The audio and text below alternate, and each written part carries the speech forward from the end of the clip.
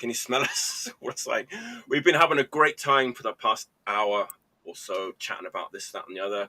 It's going to be a great show tonight. Thanks for tuning in. I'm going to explain a little bit about what happened last week in a minute. But Matt, nice to see you again. Cheers. Jeff, the real Jeff Young. The real Jeff Young. Yeah, thanks for having me, Mike. Matto, good to see Hello. you. Thanks for coming on. Pleasure to be here. So for everyone, maybe I don't know if you guys know, but last week we kind of got cut off like 45 minutes into the show. And I kind of didn't notice. I was kind of slow to notice that like there was no one in the chat and blah, blah, blah, blah. It won't happen again. We fixed that issue. So relax, sit back, strap yourselves in. It's going to be a great episode. Everyone watching, let's get the housekeeping done.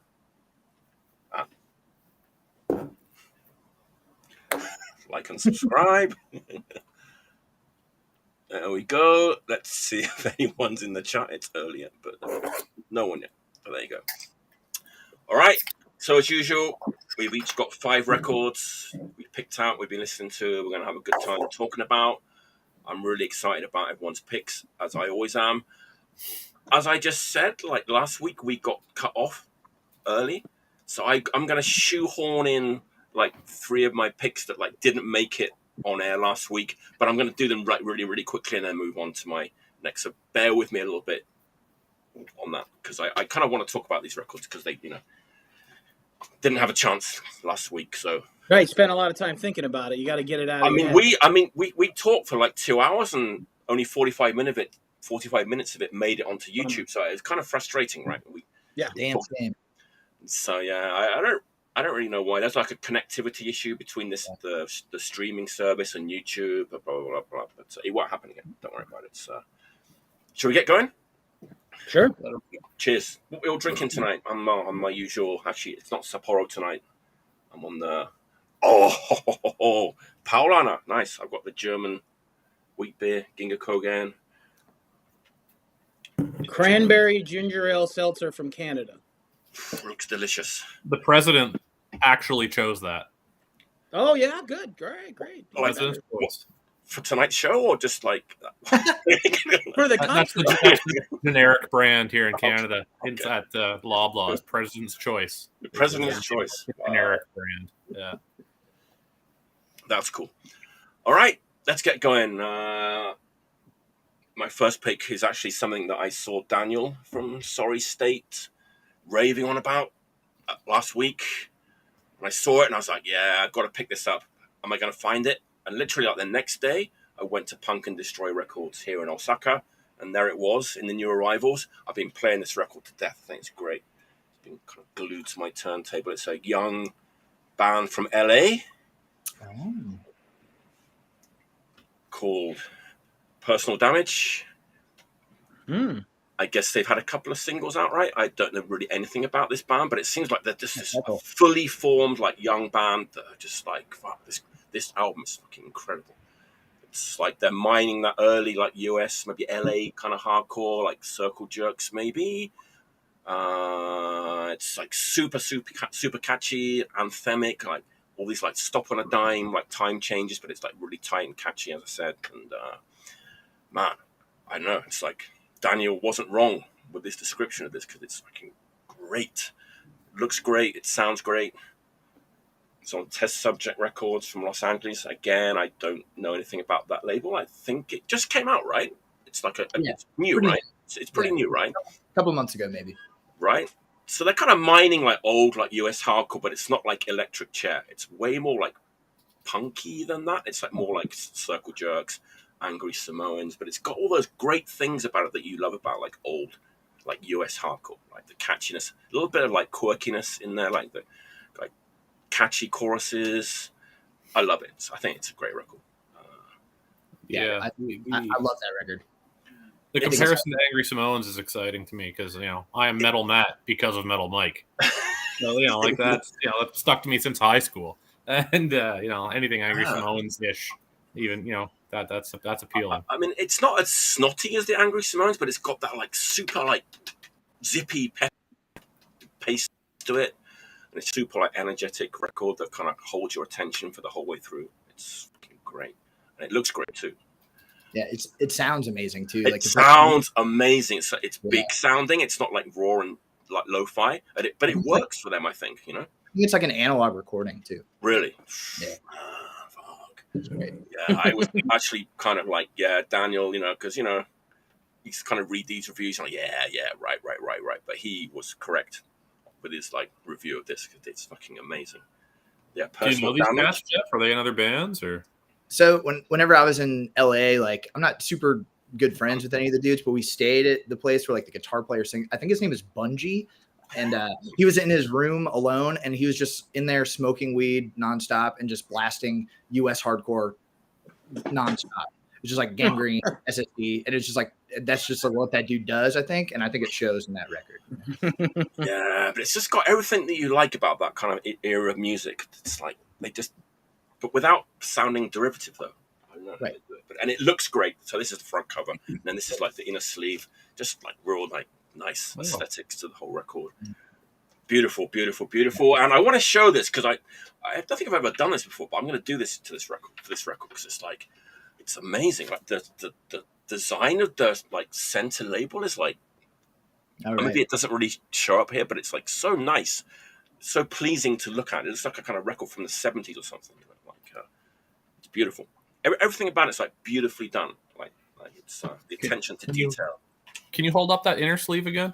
Sure. Hang on a second. Here we go. I'm looking at that little sickle logo. Is that like a PD? Is that like excellent graphic design? On the white strip in the middle, about halfway up. Yeah. Like, is that a P? Yeah, that's excellent. Like Personal Damage PD. Oh, okay. And it says, finally, something to dance to. It says here. Very dancey. That sounds good. And there's a poster. I'm not going to get the poster out. It's a poster. There it is. And then the lyric sheet. And I don't know if this is in all the copies, but I have it like my copy had a Japanese lyric sheet in it. I'm jealous. Wow. There you go. That's not in mine. That's for Not sure. sure who did this, but obviously they were thinking about it for the like Japanese market, and there's a Japanese lyric sheet, and it's like the icing on an already like perfect. Very cool. So that's my first pick of the day. It's going to be definitely in my top 10, absolutely without a doubt. It's a great record. Yeah. Personal Damage from LA and their first LP. There you go. That's my first pick of the day. Matt, what? You ready? So, I am pulling out a classic for my first pick. This record to me is a perfect 10. This record to me is one of the greatest punk records of all time. It is everything that is great about late 70s punk, and maybe the only perfect 10 punk record ever made with a track that you skip every single time you hear the record. Like, it's a perfect 10 and you're skipping a song. It is the damned Machine Gun Etiquette. All right, gotcha. What song do you skip is the question. Yeah. These Hands is the worst fucking song. Wrong. Here we go. No way. That is my favorite record of all time. Wow. It's an absolutely perfect punk record. Yeah. Even skipping These Hands, which apparently is arguable. I don't know. I disagree. When you say you skip it, hang on. Where does it fall? Is it like it's at the end of the last song A side? There you go. So you actually physically stand up and like. No, but like if it's on, at work, I stream off of whatever in my car. I'm not lifting the needle just to skip a song. I'll listen to These Hands. That would be pretty intense if you got up off the couch, moved the fuck this. Yeah. Okay, no. But the song is clearly weaker than anything else on the record. It could have been Burglar. It could have been, Suicide. Right. These Hands could have been a B-side, whatever. But again, this thing is an absolute perfect 10. With Algie Ward passing recently, this is something that I've been spinning a hell of a lot lately. And this is, maybe the first Damned record I owned. Yeah. I've been listening to them, since high school or whatever, 90s, and And I think this is actually the first hard copy of a Damned LP that I ever got my hands on. Probably And mine too, I would say. Oh, yeah. this thing is just it's unstoppable. Like I don't this you know, this could be radio hits today. This is absolutely perfect. It's like so far ahead of like the other records from that time. Just the speed of it. Just like it doesn't sound like anything else. It just you put on the Sex Pistols. It was fast yet still super catchy at the same time. It had these long instrumentally kind of intros. It touched so many bases, you know. It's like musically adventurous in a way that a lot of bands weren't willing to do. You know, right. You can hear that '60s influence grouping in. I was gonna say because they kind of grew up on like the '60s psychedelia and stuff, so it's in the music, right? Yeah. Yep. Yeah. But nobody will ever convince me These Hands is a good song, though. It's like a dark, creepy tone for closing out the first side of the record. Yeah, it kind of like it's a part of their band's character, I would say. That song. I think so too. I understand the statement. You know, I get it, but you're allowed to not like it. I'm just going to argue against it. We'll fight one of these days. Yeah, with those hands. Yes. You're a demented circus clown. Yeah. That's me in a nutshell. Yeah. There we go. Hey, everyone. Hey, Pam. Hey, Mike. Hey, everyone. Thanks for tuning in. All right. Classic. That record will never sound bad or old. Never, ever. Never. No. Never. That, you know, I listen to it at home. I listen to it at work. I listen to it in the car. You know, that's something. I've gotten to see them a couple of times, and they have been phenomenal. Like, again, Perfect 10 live, 10 years apart. I saw them in like 2003 or something. I saw them again in like, 2013, and they were just absolutely perfect both times. I saw them in like 1988 in this tiny club, and it was like a kind of like a secret show, and they bought out like almost every past member and like rotated the sets. So Algie Ward came out, Paul Gray came out. It was like a tiny club, like 150 capacity. That was a good show. I would love to have seen that. Yeah, that's amazing. It was amazing. Yeah. All right, Jeff, what's your first record? Woo! My turn. Yeah. So I'm a regular viewer of the show, and I wanted my first to be kind of something that was like, I guess, relevant in some way to stuff I've heard mentioned on the show before. So I was really excited when everyone was talking about that Sad Lovers and Giants reissue on Radiation. Nice. I was stoked because that's a band like I've been a fan of for a long time. I had this friend in high school, and she was she had the coolest taste and everything, like, goth, post-punk, and anything like that, and she showed me Sad Lovers and Giants, and I'm gonna pull a mic right now. This is not my pick. Go ahead, whatever you want, man. I've had this for a long time. This is In the Breeze. It's like, I think it's kind of like a singles compilation. Okay. But there's a lot of songs on this that are sort of not on any of Sad Lovers and Giants like proper records. For me, this is like absolutely essential. So recommend that. But what I want to talk about, my actual pick, is this band, the Snake Core. Oh, does anyone know this band? No. Okay, nope.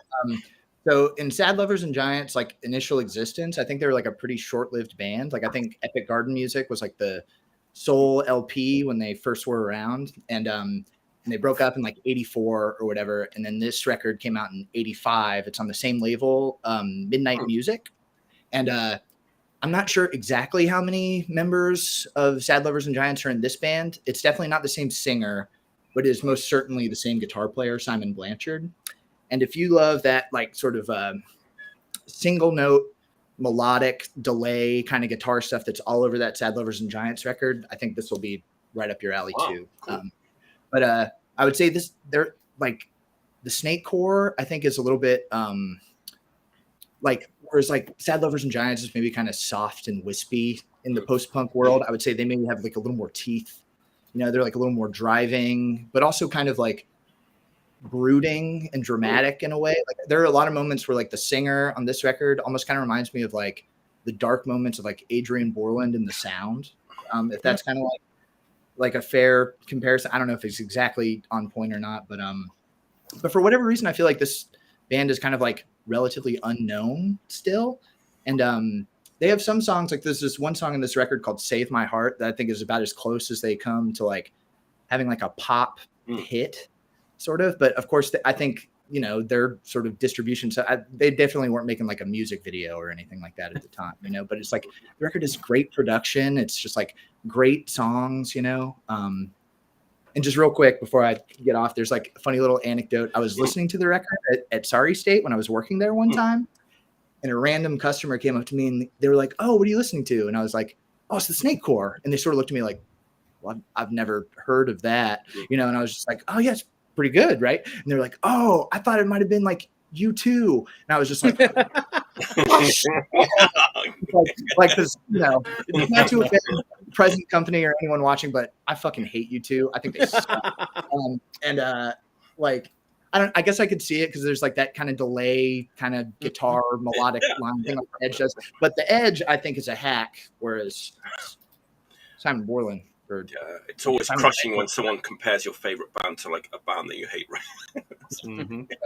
So in summary, fuck you too, Snake Core. That's amazing because it was Sean from like Bastard Noise and PHC who showed like the Sad Lovers and Giants record when he came on, and I'd never heard it. Yeah, I'd never heard it, so I went out and like managed to find like the first two records. I've still got a couple I want to pick up, but that was an amazing recommendation. So I'm like really excited to find out about. Yeah, I hope you like it. Yeah, that's a great pick. Yeah, I just added both to my looking to list. So. Yeah, and I think there's even like a couple songs that like Sad Lovers and Giants recorded that also the Snake Core did too. I think there's like crossover. Oh, okay, cool. That's a great first. Nice. Yeah. All right, guys, no fighting. My cats are fighting. I'm sorry. Okay. I thought you were talking to us. No. You can fight about records all you want. I don't want my cat pulling hair out over it. Did I upset them talking about goth too much? Yeah. Stop fighting over you two. Come on, I'm on the internet. Cut it out. You're embarrassing me. Oh, it's Matto, my turn. Your turn. Okay. Yeah. What you got? So I wasn't exactly sure how to approach this whole thing. So I decided to go because I was immediately felt like I was overthinking it. And so I was everybody does. Hey, man, I've done this 33 times and I overthink it every single week. And I was like, I'm not going to do that. I'm just going to literally go with the last 4 things that I listened to. So if I listen to them, I must like them. So, or maybe I don't. Maybe I'm going to talk about a record I hate. But the first one I chose was this Mission of Christ. Oh. LP. It's a band. I keep forgetting where they're from. They're from Victoria, British Columbia. It's like a collection of demos that they did from like 83 to like 87. But it's really cool. It's like metal that's clearly got a punk influence, and it's like a little doomy, but really kind of thrashy. It's sort of like COC influenced, or like some like early combat records bands or something like that. But like still like very raw and very like more punk and DIY. Someone from the Neos was in the band, and some people from Jerk Matter, which is another Canadian punk band. So I when I heard it, my friend sent me the Bandcamp. He's like, "You should check this out. You would like this." And I was like, "I do like this. I'm going to order it." But I was like, I bet there's like punk people in this. And sure enough, it just had that sound of like punks who decided that they also like metal a lot, like thrashy metal. So, but it's what I like about this is on Supreme Echo. Man, they did the Neos as well. Yeah, and what I like about they don't cheap out, but they also don't like overdo it with like the packaging and stuff. Like, but it's just got this really nice booklet, all this stuff. But it's not like, it still feels like it's just black and white, kind of slightly heavy paper. It's not like totally overdone. It's not grossly overpriced. But the other cool thing was it comes with a flexi too. So yeah, so I don't know. I quite liked that. Yeah, that was my first pick. Nice. What year did that come out, Matto?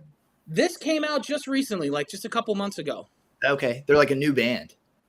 It's no, this is No, like all no. stuff from the 80s. Like this is Okay. all their demos from the 80s reissued, and missed like they're again the kind of story with them is that like I think like I forget which metal label was big at the time, but like they had like offers from big metal labels to like do stuff, and they were just kind of like slackers and couldn't be bothered to like apparently the story is like the singer had like the contract in his car, and he sat in the back seat and got like wet, you know, like they just didn't really, they couldn't get it together, which makes it kind of even better because it's like they just like the music. They weren't necessarily overly ambitious. They didn't always probably have their shit together, which is sort of, you know, ubiquitous like an early punk band, like just like not having their shit together, just doing the thing because they like it, not necessarily because they're trying to go somewhere. So I mean that's how I interpret it. So yeah, I thought that was cool. Yeah, you had me at Neos and COC. You know. Yeah, you can't go wrong there, right? That label's killing it there. They've been banging out really great reissues. A lot of almost all Canadian stuff. Yeah, and they've been banging out wicked stuff. Yeah, that's a great first pick. Hey everybody, can you see me and hear me okay? You're cutting in and out a bit. You like froze for a second. Yeah, I'm getting the signal that's saying that I'm like my internet connection is not great. I don't know what the fuck's happening, but anyway, great, right? Yeah, let's press on. Well, round 2, right? Fuck, I got a new record too, another new one for my like second pick. Talking about punks who play metal. This could be the other way around with this band. I'm not sure. Maybe we'll find out. But we'll go to Richmond, Virginia, and like okay. Let me just show the record. I'm talking about the new Enforced record, which fucking rips. Just amazing, like crossover thrash.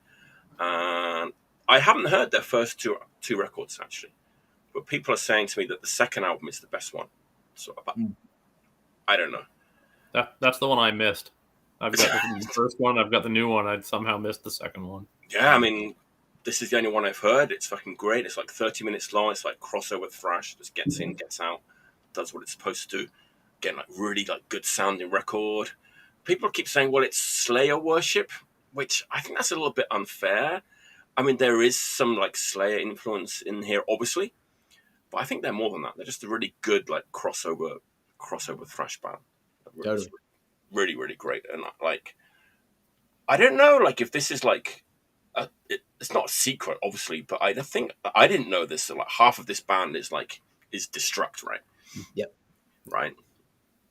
And I was like, the other day. Zach and Alex from Destruct. Right.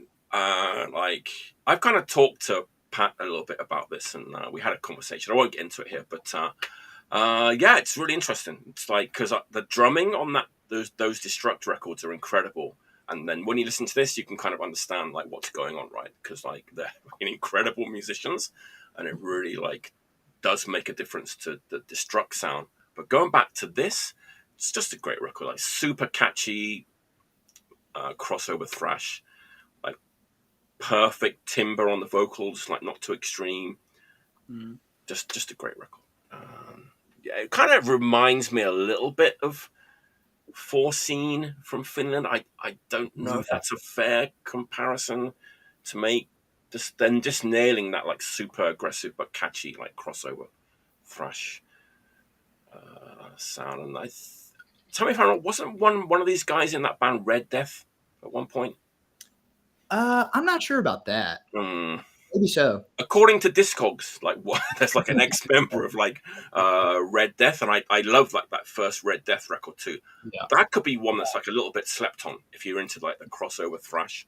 Like, I mean, like two of the dudes that are in Red Death are like they lived in North Carolina and they're like good friends of mine, you know. But I don't think it's either them or Enforced. You know. Okay, I got you. Okay. Maybe some of the other dudes are. I don't know. Right. Yeah, this is a great record. And it's I mean, but of course, Discogs is always totally accurate. Yeah, I know. But I didn't have anyone to ask or call. So right. No, I guess I could have asked that, but the thing about this record is, and actually I have another record that's on this label too. It's on Century Media. Century Media records, for whatever reason, are not cheap. Oh, okay. Yeah. I don't know about where you guys are, but Christ, they're like, way more expensive than any other like current label and I had to sit on this for a while. It is used. This is a used copy. Like it only came out a few months ago, right? Okay. Because the new one was like 50, 60 bucks, like over here. So. Wow. Kidding. The Century Media stuff here would probably be in like the high 30s. Right. But like La Vida S and Muse, those are looking at like $48 LPs here in Canada. Yeah. Okay. Okay. The wholesale pack is like $24.99 Canadian, or That's $26.99 crazy. Canadian. Here, like every Century Media release is super expensive. Like the Napalm Death album from last year, I had to wait until like I found like it's like crazy. Damn. But that's a different topic of conversation. I'm kind of shocked by that. It's crazy.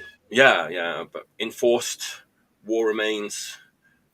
Hang on a minute. Does this say at? That can't be right. It's just, does that say like Joe Petagno? Yeah. It fucking does. It says at Petagno. Didn't he pass away? I don't know. It's the Motorhead artist, right? Yeah.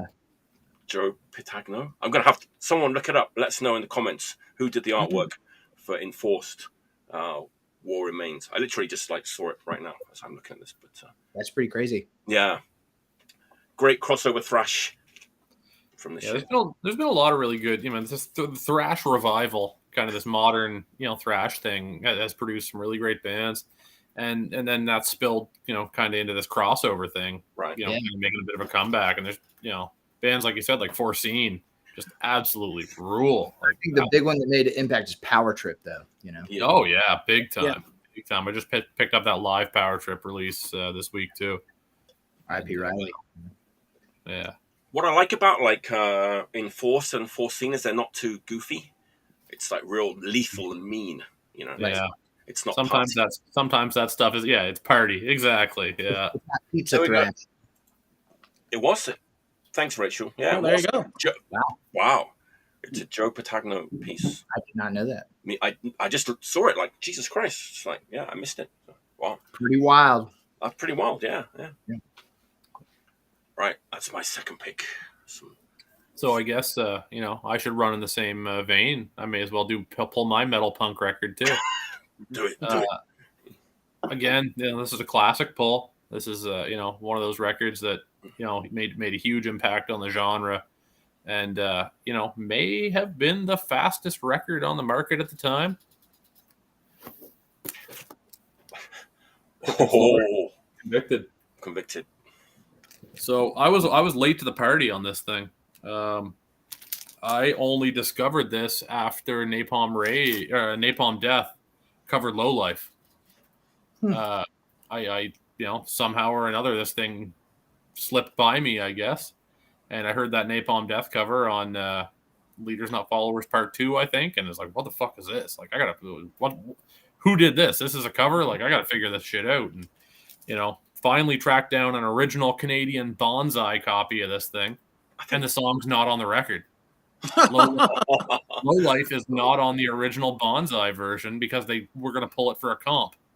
So then I had to get rid of my Bonsai copy and find an American Death copy. And, now I'm happy. Here we are. But, talking about, crossover thrash and this thing was just light speed. Yeah.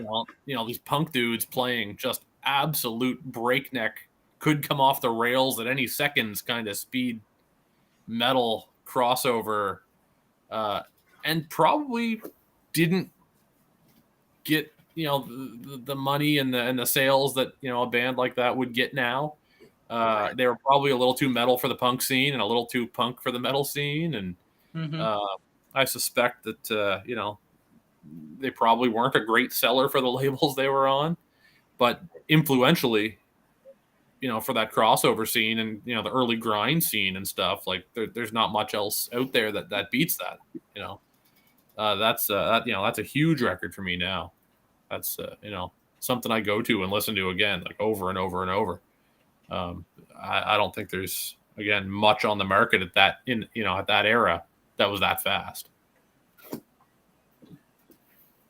Didn't Cryptic Slaughter and MDC and Napalm Death tour together in recent times?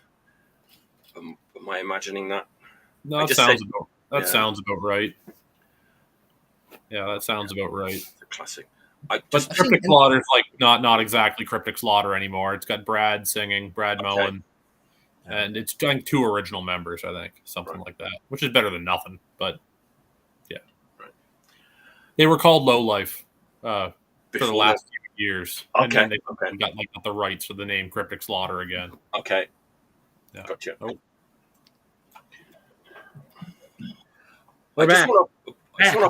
I just want to apologize to Joe Patagno. I think I've done this like 3 times now. Like announced that like someone was dead on the show. Totally And not. they're not dead. I don't know why I thought he was dead. Well, you know what? That's people care. People cared enough to say he's not dead. Right. So, Chuck Biscuits all over again. I think I did one much worse than that. There was like a real like zinger. I was just like, yeah, you know, that guy's dead. So anyway. I'd be worried if it was announced that I was dead and no one corrected that. So we're doing a service here. Yeah, we're reminding people of various artists to go check them out while they're still here. Joe Patagno is not dead. Fact. Hashtag. Like a band name. All right, nice. All right, Jeff, what's your second record of the day? All right, me. Okay. Okay, so I talked about post-punky stuff. Now I just got to talk about hardcore punk. So this came out, and I'm super excited about it. It's I don't even know how you say it. Z-Miv. Speaking of bonsai, it's a bonsai. Here's Z-Miv. Beware. I don't know if y'all know this record. 80s Holland, not Holland, Netherlands. Like hardcore. I'm pretty sure, it's not Holland proper, but yeah, it's just great. I think this was like reissued like about 10 years ago, but it's been out of print for a long time. Yeah. And I don't know, it's like I love hardcore from the Netherlands, like whether it's like you're talking Nagwat, BGK, like Agent Orange. There's so many great bands, Funeral Oration is one of like my great bands. Sort of more melodic, right? Yeah, yes, yeah. But and like I would say that like a lot of the bands I just mentioned though are like sort of ripping fast, and this is kind of not like that. This is sort of more like almost UK82 style, and it's like super catchy vocals, But like I just think this is like almost like a perfect hardcore record. Maybe I'm overemphasizing that, but like I would like maybe it's sort of like the originals of this are like super super rare. Now I'd love to have one. So if anyone watching has one they want to sell me. but it's back in print now, and like if you like, just like sort of quirky, catchy, but also ripping hardcore punk from Europe of that time is a great record. Who did the new reissue? It's funny. It's on this label called Milk Cow Records, and I'm pretty sure they're a very small label who only reissue stuff from this particular city in the Netherlands. And it's funny because like apparently I think when Daniel hit people up about this record, like they try to like push all the other like sort of other types of like jazz and stuff they have on the label, and Daniel's like, no, I don't want that, just Z-Miv, please. So the label is sort of documenting things from the area. Yeah, which is super not cool. Exclusively punk, which is actually super cool that they're doing jazz and other stuff. That's cool. And even cooler that there's probably like, these dudes were probably like 17 years old or something when they made this record, and this label still manages to like care enough to do a proper reissue. Yeah. That's really cool. Yeah, for sure. So highly recommend. Correct me if I'm wrong. There's like a discography LP out there, right? There is. Yeah, I have that too somewhere. Which like, and I think they even go kind of like more metallic a little later. But of course to me that. Yeah, don't they always? But I think that is flawless. Nice. That's a great pick. Yeah, I saw that there was a reissue, and I guess I assumed it was a 12-inch. I think that like that's what I'm saying. The same label I think did the reissue also like 10 years ago or something, and they sold out super fast. So I'm hoping these last a little while. Grab one if you can. That's a great pick. Z-Miv. I don't know. All right, Matto, what's your okay? I was as probably everyone has heard at this point, was rather saddened to hear about the passing of Rick from Drive Like Jehu and Hot Snakes. So speaking of people who have passed, an incredible artist and musician. It's just got me listening to my Jehu records again, some Hot Snake stuff, and it made me think about how like the first time I heard them was on a mixtape that some friend had made for a friend that we had heard, and then we all started copying that mixtape to the point where everybody's copies just sounded like shit, but we all had to hear that song. It was like kind of one of those bands. So that got me thinking about, well, like the first thing that popped in my head for listening to the Jehu records was I just always think about this band that I discovered this record totally on a whim like, years ago. And to me, it's got a heavy like Jehu like influence, but it also just has like a lot of like the sort of contemporary sort of post hardcore screamo emo things of the time. But it's this band Arm. I don't know if you can see that. If anyone's heard of this record. New one. This is a self-released record from this band Arm. This came out in '96. I bought it at Double Decker. Where is it? Right there. Get that right. I bought it at Double Decker Records in Allentown in probably '97. This came out in '96. It was $6.99 new, which is just, that's wild to hear nowadays. Those days are over, right? Century media stuff. So, but I love this record. I think it's great. I don't know anything about it. There's like no information about this on the internet. Trying to search for a record called self-titled Arm on Google is like impossible. What little I know about it is the other two of the people in the band didn't appear to do any other music, according to Discogs, and the drummer went on to be in the Hold Steady. So, which is totally doesn't sound like this at all. But yeah, I really like this. It's very Jehu-ish. It's very like another band I can think of from the time period was the band Thumbnail. I don't know if everyone remembers that band. Kind of in that vein, like I don't know, just it hit all the spots for me for that kind of '90s screamo kind of stuff, but like post screamo, like a little bit more leaning into like noise rock and like Jehu kind of stuff. So I think if you can find this, it's definitely worth your time. Wow. I'd say I'm pretty oblivious to that scene. That's not something that I know much about. I've got some Evolution comps that have got like some of those early screamo bands and whatnot, but not a scene that I've followed at all. The only stuff I'd have in that kind of, I've got some Inhumanity records. And, and Inhumanity was great. I know John from Union of Uranus. But that's a scene that right over my head. I wouldn't even know where to start. Yeah, I don't even know where anyone would find this or how to reference it or what scene it necessarily is even in. That's just such a random. Like I saw it and it didn't have a description. I just liked the cover and it had the vibe of like that's gonna be some kind of screamo emo thing that I'm gonna like, and it's exactly what it was. Right. Oh, I don't know. Interesting. Yeah, it's funny. I love Hot Snakes, but I wouldn't even lump them into like the screamo thing at all. No. Rocking. Yeah, but this is definitely more of like a heavy like. I think it has a heavy Jehu vibe. Okay, right. Cool. Yeah, I like Drive Like Jehu too. Yeah, I was really late to the game with like Drive Like. I think I remember hearing them back in the day, and I wasn't ready for it at that time. But now, man, it's amazing. And those Hot Snakes records, of course I've been playing those too, and I didn't put one in my pile. Maybe I should have done, but is that one of your Rick band Obits too? That's really good. Yeah, that band is good too. Yeah. Very unique. Yeah, totally. Because of him, right? I mean, I would think. Yeah. Yeah, it's a real loss.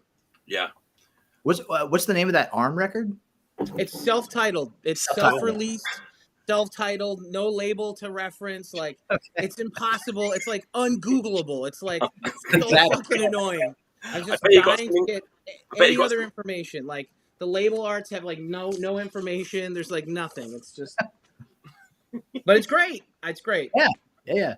I bet you got some interesting results when you were googling that thing. Yeah, a lot weird medical stuff. Yeah, right. You know?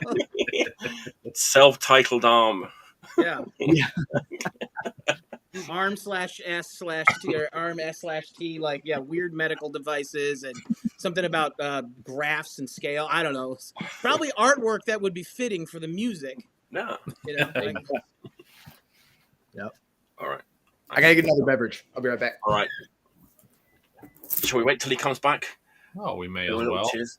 Yeah. Crack another one here. I'm really hoping someone chimes in on the comments with some Me kind too. of new I'm information waiting. about I'm this looking. arm I'm record. looking. Yeah, the arm singer is going to comment here in a minute. Hang on. Yeah, yeah. He's been here all along this whole I mean, time. I could be completely wrong. They may not have liked Drive Like Jehu, but that it sounds like they did to me. Right. That's my reference for it. I've got nothing else to go on. It's funny because when I first heard that record, the Drive Like Jehu record, it was like way too angular for me at the time, right? But like now it just sounds perfect. Yeah. I still don't get it. Okay.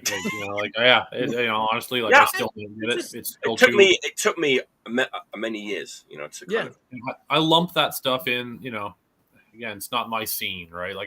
But I lump a lot of that stuff in with bands like Blood Brothers and bands like Converge, which are not exactly the same thing, but they've got this very angular sound with starts and stops and weird time signatures, and it's just I don't get it. I just don't understand. It's not fun for me. I hear you. All right, my next pick is one that we talked about last week, but it didn't get aired, so I'm going to go through it really, really quickly. Okay. It's a $20 spin thing. Kommand, Death Age. It's like bolt throw influence, like death metal. I think Matt probably likes this record, but it's members of Hoaxed, which I didn't know until I kind of looked it up. Doing death metal. It's a great record. It's bolt thrower, worship, but it's very gray. It's gray sounding, if that makes any sense. But this is the record. Oh, go ahead. Sorry. They're from LA. It's LA. just like bolt thrower influence, like death metal.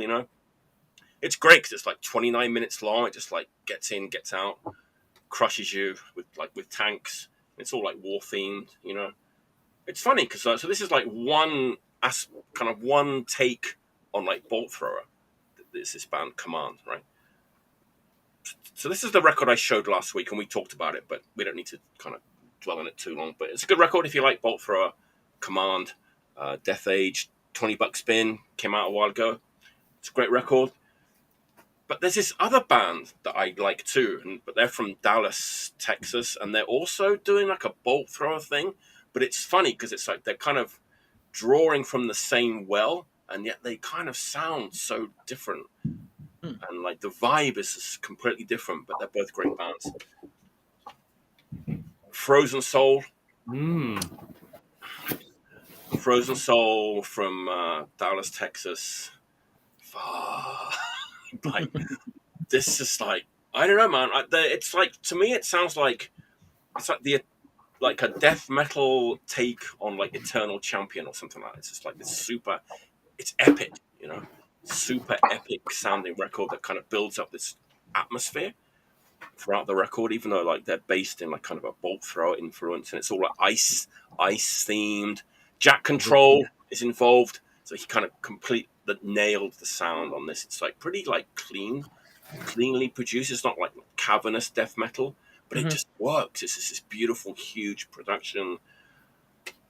This has kind of been glued to my turntable. It's super catchy. And Matt, talking about grooves, this has just got these huge grooves and catchiness going all the way through it. Even though it's a death metal record. I've got both of those records in my on-hold bag at the record shop I work at. Really? Yeah. It's just very immediate. It's just it just crushes you right from the start. And Chris Bonner, the guitarist, was in a bunch of hardcore bands, right? Unit 21, Wild Tribe, Todo, who are a D-beat band. I saw them in Japan years ago. We hung out in Japan years ago, and it's just great to see him kind of doing well. Century Media Records again. It's another Century Media thing.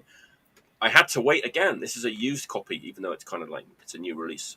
I had to wait to find a used copy. You're spoiled on that, man. Like, we don't get used copies of that kind of stuff. Like, you know, at the record shop in town, we might move a couple of copies of that, and that's it. And, like, good luck waiting on a used one. You know, like, it's just not going to happen. I have a theory, and I think it's true. Like, Disc Union, we have, like, the concept of the sealed used record in Japan. Mm-hmm. So maybe it's something that, like, it's new, but it has, like, a corner ding or something, and so they put it on. It's used. I don't know if that exists anywhere else, but in Japan we have it's used. Never been played, but it's used. You know, so. There's a chain in the Northeast U.S. called Bull Moose Music. They're down maybe as far as like maybe Connecticut or something, but they run up into I've been to one of their I've been to one of their stores once. They do the same kind of idea. If it's been sitting around, it'll go into the discount bin. I noticed that. It was sealed, new, but it was priced way down. Yeah. So that's what I do with stuff like this. It's like it's going to turn up if I wait a little bit. It'll turn up, and man, I love this record. It's like I know, like just super catchy, but like epic, like death metal with an ice theme. And they've been busy, man. They've been touring a lot. They've been like super busy. They've been touring everywhere and like putting in the work. So Mike, do they have several other records? They have a full-length album, and then they have like a 12-inch EP as well, I believe, which kind of came after the first record, but maybe older recordings, like maybe a demo, something like that, a demo 12-inch, something like that. I don't have that one. But, I definitely couldn't get their stuff through the record shop I work at. Like I could get that new one, but I couldn't order the old ones. Really? I don't think they were on a major, not on a widely distributed label, on the earlier stuff. Right. I wonder how much other ice themed death metal there is out there. There's a lot. Yeah, it's kind must be why I'm record, because I feel like I've seen other stuff like that. It's just funny how like a cover, the cover can kind of give you a different feeling without even listening to the music. Like I said, this was like gray sounding. It's like, and then this is all like frozen ice. It just purely on the artwork, Right. It makes if you have good artwork, it makes a strong impression on you, like what you think about the record. But I'm pretty metal tonight. It wasn't planned. It just kind of worked out that way. Cool. There you go. I like the thought that goes into all the different things that could be brutal, like fire, but then ice. No, ice is brutal too. Like the opposite of fire. The total opposite. Like you freeze. I mean, which would you like? Would you like to be burnt in a fire? Or would you be like to be encased in ice? Which is more brutal? I think I'll take the ice. Take the ice.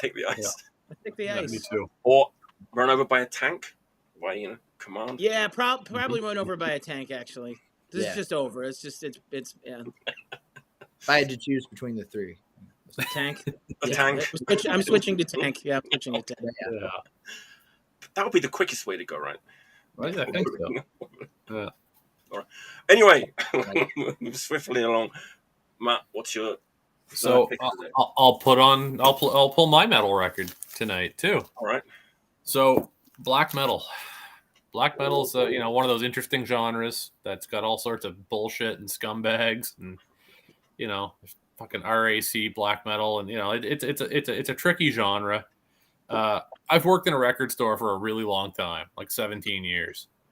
I've of course been aware of all this black metal stuff and Dark Throne and Mayhem and all that stuff for a couple of decades. But I never touched it with a 10-foot pole. Like, I was not interested, mainly because the black metal fans turned me off of black metal. Those guys that came in the store that were obsessed with black metal just made me seem totally uninterested in that genre. It was kind of a goofy fandom. And then one day, a buddy of mine who used to buy like D-Beat and Crust records from my distro stopped by my house to pick up some records, and he hands me a record and says, "Here, hang on to this for a week or two. Check it out." And this record opened my eyes to black metal. And of course, I liked Bathory and I liked Celtic Frost and I liked Venom. Of course, I like the classics. But we're talking, true Norwegian or, you know, and modern black metal and whatnot. So he lends me this record, and, you know, it sits on my shelf for like, you know, a week or two, and I'm like, I don't think this is going to be for me, but okay, fine. I'll finally listen to it. And I put it on, and I listened to it start to finish, and it blew my mind. And this record is Celestial Lineage by Wolves in the Throne Room.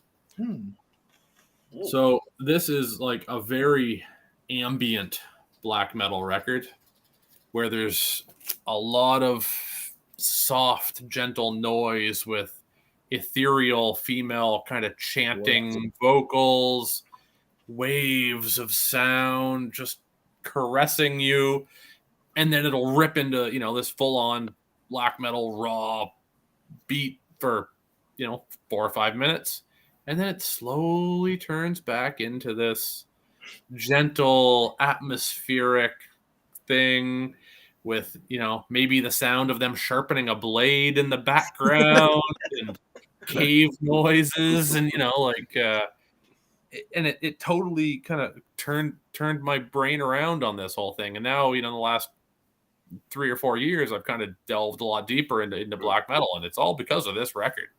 This thing is like the pinnacle of kind of modern black metal to me. And you know, these guys, you know, Wolves in the Throne Room has mainly been 2 dudes who live kind of out in the woods in a compound, and they do their own thing, and, you know, it's it's about as metal as it gets, right? And yeah, I'm really digging these guys, and this is the peak for me. And I, like, for whatever reason, this just grabbed me hook, line, and sinker. You know, I don't know if you guys are into that stuff at all, but this turned me on to bands like Dark Throne and got me listening to those first couple of Mayhem records, and, you know, got me into, you know, more, you know, lots more modern black metal stuff, which in turn turned me on to, I guess, a lot of like dungeon synth and shit like that, which I'm totally in love with now. But that record was the gateway. You know, even though I was well aware of all, you know, Marduk and Dark Throne and Mayhem and all that stuff for you know, like I said, like, you know, the better part of 20 years, I just wouldn't touch it.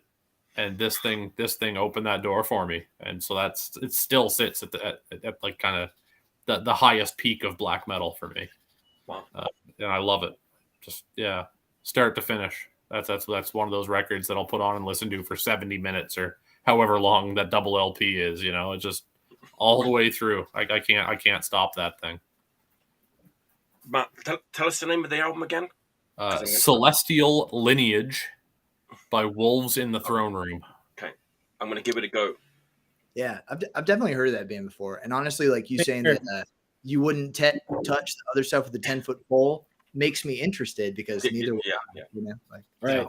Yeah, that I've always been that stuff is, there's so many questionable bands in that genre. I was like, I don't know where to start. Like, I don't want to, you know what I mean? Like, it's impossible to know, except I know that these bands, or some of these people, are sketchy. I don't want to fuck with that. But I have heard that band name before. I've seen it places, and I was like, yeah, they did pretty well. It must have been some of the cream that rose to the top of that. Their last couple have been on Relapse. The 3 or 4 before that were on Southern Lord. Like, you know, they're big. You know, they're American. Yeah. Yeah. Okay. I know. Yeah. Cool. All right, I'm gonna listen to that over the weekend, and I'll have a report on your desk. Thank you. Double spaced. I'm not a good reader. Okay.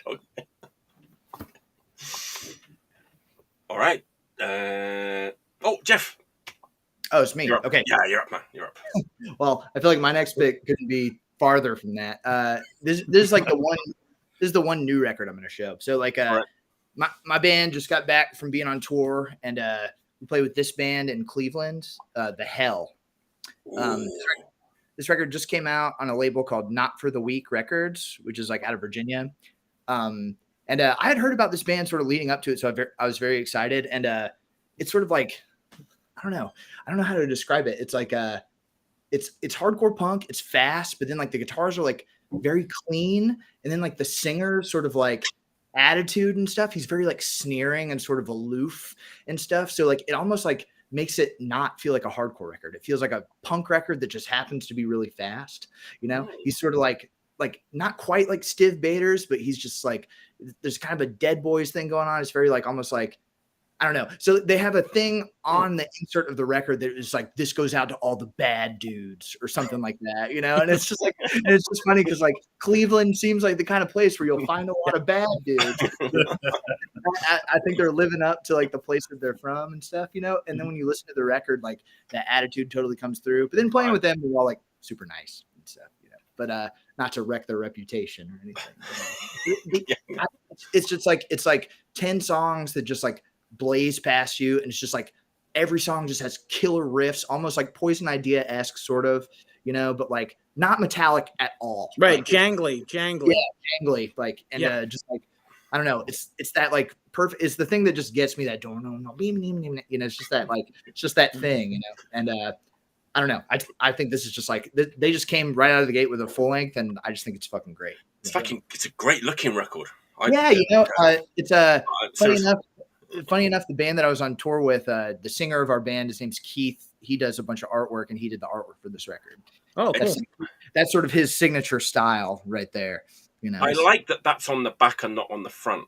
Yeah, and it's funny because like the insert of the record, I'll pull it out real quick. It's funny, like it's like the cover of the record, but then they just add the gnarliness to it on only the insert. You know, coming together. Yeah, you got to find the gnarliness within. You know, yeah, it's a great record. I just saw them at the Something to Talk About Fest in Philly. Yeah, I was there. Yeah. I once you got on and before we started, I was like, I remember seeing you at the fest. Yeah, my band Photo Club. But I couldn't. Yeah, they played outside, and they were the last band to play before it rained. Yeah, so I couldn't stick around for the Sunday show, unfortunately. But like, I got to see them in Cleveland. That's why I was. But your description is like exactly perfect. It's like that. What they were jangly. The singer had like a kind of more of like a, I don't want to say barked, but yeah, more of like a not like a angry hardcore man. You know? Yeah, he was giving the finger a lot. Yeah, I'm sure he was. It was sort of endearing in a very Cleveland way, and it all made perfect sense to me. Yeah, the spirit of Urbo was there, you know. Yes. I'm intrigued by that record. I'm going to be on the phone to Kazu at Punk and Destroy or Jackie from Revenge to see if they can check it out. I don't know if like Not for the Weak send stuff over to Japan very often, you know, but they should. I'll look into it for sure. Oh yeah. Has that label got a few releases? Is that like Yeah, they've been going for a little while now. They put out a lot of like sort of the dude who runs it. It's a lot of their bands based in Norfolk, Virginia, not Richmond. It's very different, you know. Did Drunken Sailor put out that album in Europe? Oh, you know what? I think they did. Yeah. Okay. That's good information. I can get a hold of that stuff. I've got maybe an in there with that. Right. That's me too. They distribute into Canada through one of our major distributors at the record shop. So yeah, nice. Cool. I'll have to that's see great about that. Great. There's always a way, you know. Yeah. Yes. Cool.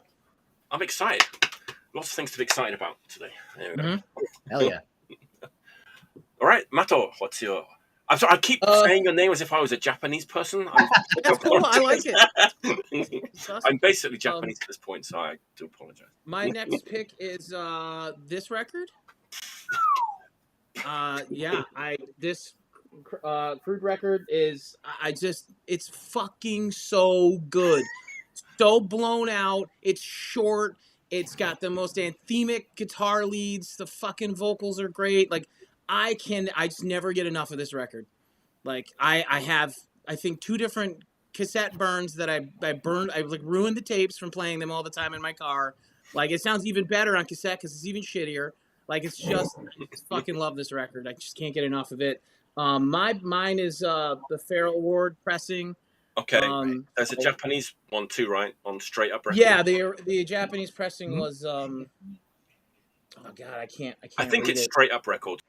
Yeah, Straight Up Records. Yeah, it's so tiny, and I clearly need glasses now. But yeah, this I love this record. I think it's great. I highly recommend it. You can't lose with this one. Crude is the name of the band. Like that whole okay, so probably all you guys know this, but like they were from a small town in the north of Japan called Hakodate. Yeah, they kind of had their own. They made their own scene up there, and a lot of great bands came out of Hakodate. a lot, but they were kind of all like a lot of the same members. Like Mustang were from then, Etai, TAI, and all from the same. Mustang is Benkei from Crude too. Yes. So. Okay, that makes sense. I know I have a Mustang LP. I like it. Not as much as this, but I like that Mustang LP. Yeah, Crude. We played with Crude in Ottawa. I'll steal this chance to so yeah, Crude, and then way down here, Warsick. But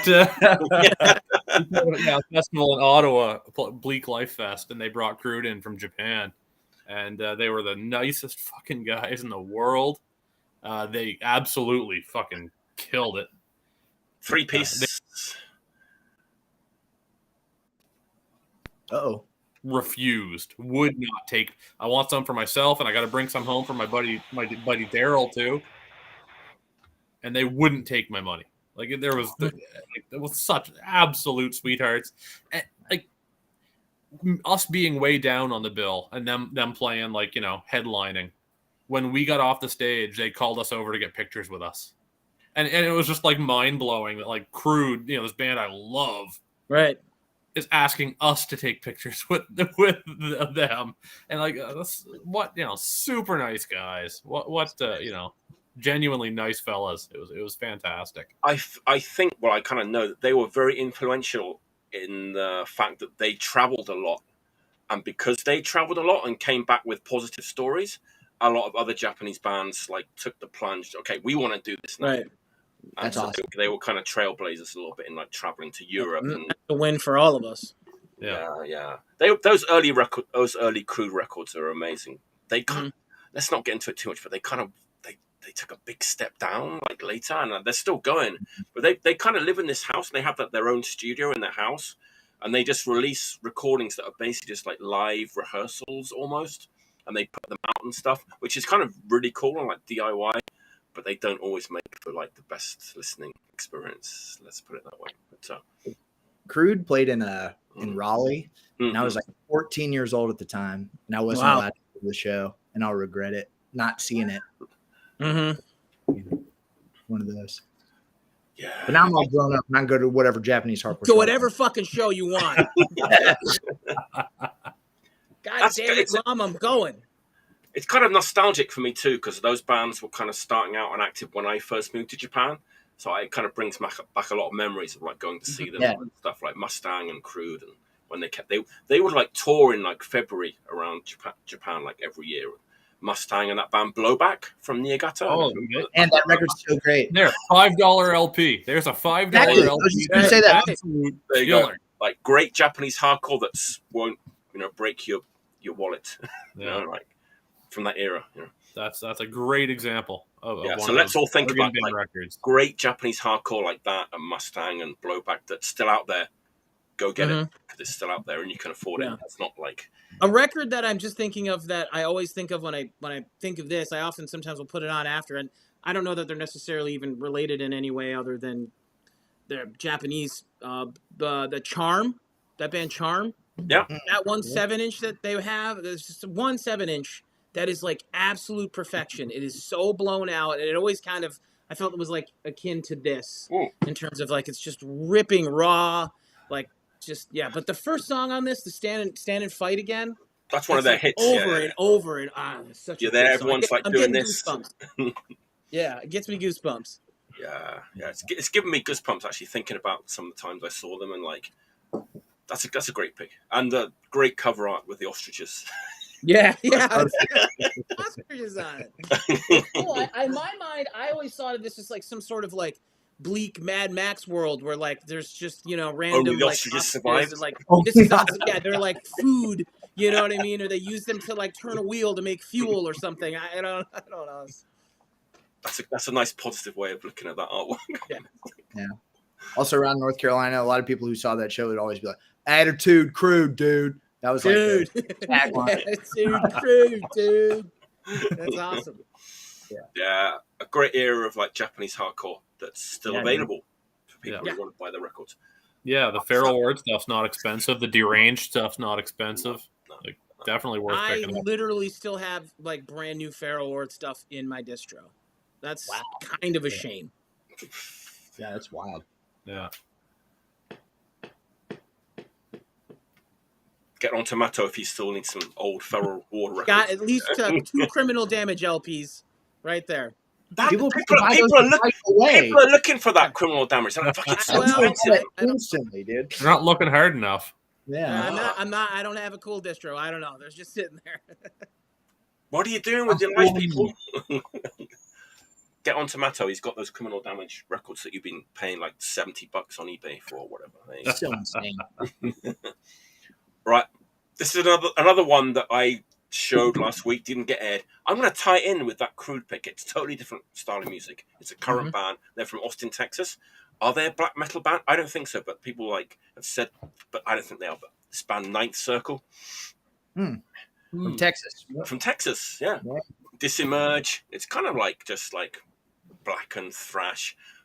But they have that Japanese hardcore, like the twin leads, the anthemic like twin leads. I was going to sort of say Death Side.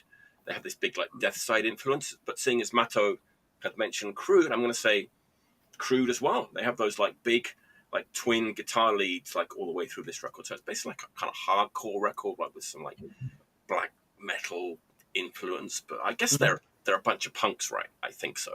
It's on like it's on Todo Destruido records, right? Yeah. So they're kind of punk, right? So I think it's just label. Right. So I think it's just like some punks messing about with like metal. Really great record, but it's definitely got like Death Side, Crude, anthemic, like twin guitar leads going on. That was from last week. Didn't get shown. So there it is. Ninth Circle, Disemerge is the name of the record. Last time I was on, I talked about that Devil Master. There's definitely like this weird thing right now where we're getting these punks doing black metal. And it's really working for me. Devil Master and Zorn was another one I was going to mention. Another great example. Zorn's great. Yeah. I like weird punks kind of black metal. Yeah. It's great. It's but yeah, Devil Master's great, and but that's a great record too. Ninth Circle. So that was one of my picks from last week. The next pick I'm going to show. Bear with me because I have no idea how to describe this record. All I know is I got it 2 days ago. It's been fucking stuck to my turntable. It's a Relapse record thing. Going back to that Relapse thing, I don't know how this band kind of got signed to Relapse, and I don't know if it's going to work out like well for them or it's going to like go against them. Let's find out. I don't know if you guys know this record, but I can love it. It's by this band called Hoaxed. I don't know. Yep. Never heard of it. Right? I hadn't heard of them until like 3 days ago. And I just bought it on a blind buy. And I was like really surprised by how great it is. They're from Portland. Okay. It's like brand new? It's brand new. But it came out like last year. 6 months ago or something like that. And I just bought it. Took it home, kind of expecting something different, and it was like completely different to what I was expecting. But it's like 2 women. It's a duo from Portland. Drummer, guitarist. I guess they have other like people playing on the record, but how do I describe this record? I don't know. I looked up some reviews. They called it like doom pop. Make of that what you will. I saw it described as Black Sabbath meets Fleetwood Mac. Make of that what you will. I saw it described as ABBA meets Dio. Make of that what you will. It's not metal. That sounds cool. Right, but I don't want people to be like misled by those descriptions because I personally wouldn't describe it like that, and I still actually don't know how to describe it. But it's like super catchy, really like this beautiful, like I'm not going to say pop music, but it is poppy. Yeah. Amazing harmonies that sound really like fresh to me, but also kind of from the 70s as well. Amazing drummer, beautiful like vocals. I don't know. I would recommend this to anyone. I've been playing it a lot like late at night. I just think it's a great record. Cool. I definitely think there's like some goth influence on there. Like it's. Yes. I would say it's more goth than it is doom. Like right. Have you heard it, Matt? Yeah, I've got a copy. It's dark. Right? It's a dark alternative rock pop kind of record. It's definitely hard to pinpoint. Right, and I was thinking because I was like, I don't know how to describe this record, but fuck it, I'm going to show it because I love this record and I didn't prepare any notes or anything for it. But I've been playing the hell out of this record all week, and the melodies on this have really like wormed their way into my brain. I think it's just a great band, really, really great band. And doom pop, I don't know. As you say, I think it's like more gothic. Just a really enjoyable record. Yeah, I've been itching to order their first. They've got a 7-inch like they self-released prior to this, and it's you can get it through their Bandcamp page, but it's I don't know, expensive. Did they get signed to Relapse on the strength of that 7-inch? Do you think? I mean, I don't know. I don't know how Relapse does this kind of stuff, No. right? Do they just bring a band on and toss them some royalties, or do they sign a band, or I don't know how all that. Yeah, works. I'm just interested to kind of see like how this works out for this band because Relapse is doing a lot of different stuff these days, but it might work better on a different label. I don't know what label, but it's a great record. Check it out, everyone. Check this band out. Two women from Portland. It's definitely worth checking out if you're into kind of gothy rock and that kind of stuff. It's dark. It's cool. Right? Yeah. Hoaxed. I think I kind of like that it's not typical of what's on Relapse most of the time. Me too. I'm just wondering how it's going to work out for them. But they did that, and then Relapse just did that solo album from the person from Windhand, right? That's supposed to be like this kind of weird alt country. Yes, that's right. Dark kind of thing, and I think it kind of fits. They are putting stuff out all over the place, but it seems like they've got a bit of a game plan. That's a great point. In fact, that's a great point. I think that record you just mentioned kind of does tie in with this because like there is some connection with that like dark, folky, like 70s influence, but like modernized, and maybe they have a plan. I don't know, but it's a great record anyway. Hoaxed from Portland. There you go. Cool. Check that out. Yeah. Cool. So, next up for me, this LP came out, I don't know, a couple of years ago. It's members of Hank Wood and the Hammerheads and maybe Crazy Spirit and some of those cats. But this is weird in the punk genre where it's kind of a theme album. It's like, a concept album. The whole thing tells one big, long story. And this story is fucked. This is Murderer. I did it all for you. So this is this weird kind of 1-2 punk verging on hardcore speed record with weird instrumental Casio piano tracks interspersed throughout the album. Wow. Where it just tells one giant story of seemingly a stalker who is after this, girl, his partner, whatever, who slowly becomes more maniacal and more maniacal and more maniacal and more obsessed till the end of the album.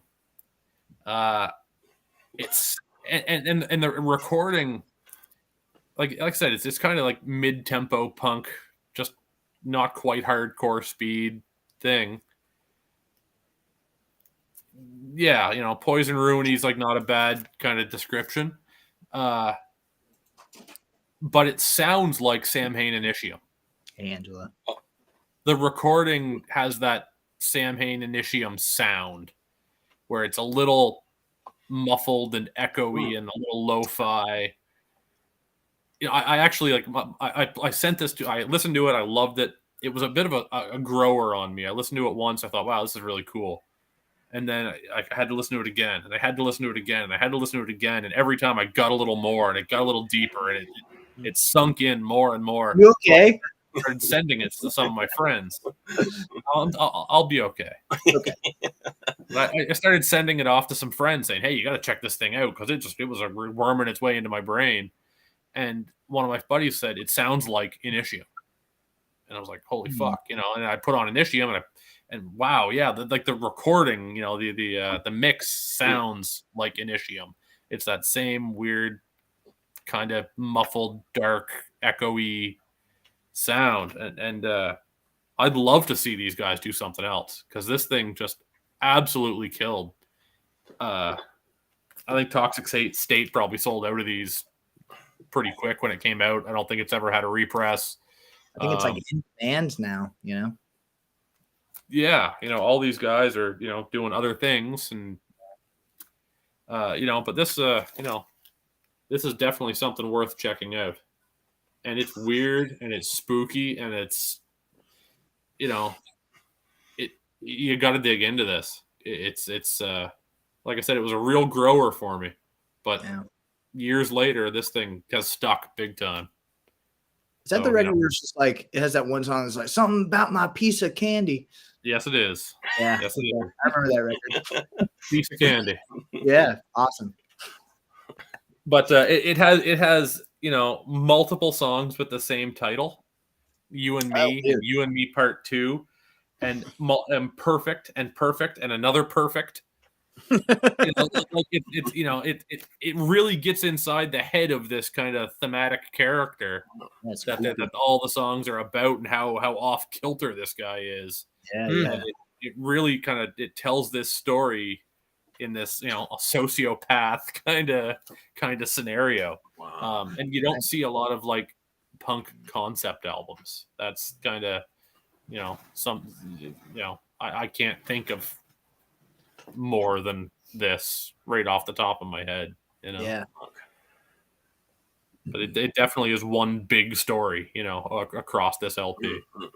Definitely highly recommend this thing. And I'm sure you can get it all on, YouTube or, wherever, but find a copy of this. I'm intrigued. Yeah, I think it's out of print, I would say so. Yeah. Unfortunately. All right. Hey, if any of you guys have something to talk about while I go to get some beer, could you hold a fort? Yeah. Show an extra record, anything you like. All right. Yeah. This place probably won't burn down. Yeah, I have some stuff prepared. So, all right, yeah.